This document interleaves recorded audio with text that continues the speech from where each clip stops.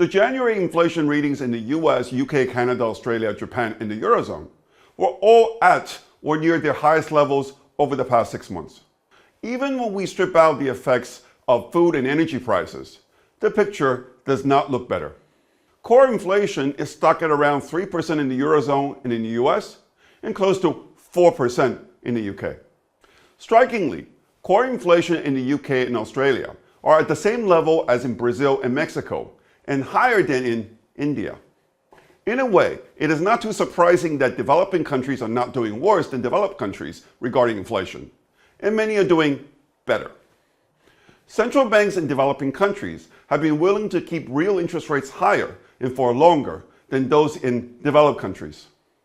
However, if developing central banks are working hard to earn their stripes, they're not getting much respect from the bond market.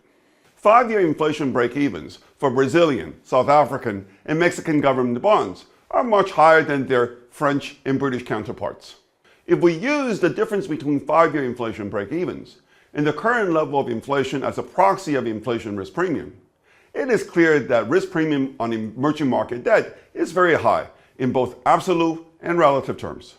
Perhaps unjustifiably so in some cases. In the past, the higher EM risk premium would have reflected the relative fiscal positions between developing and developed economies.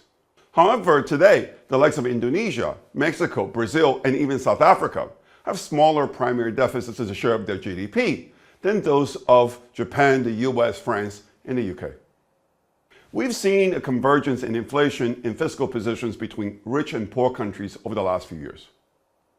This convergence may well become even more pronounced in 2025. This should favor emerging market fixed income assets,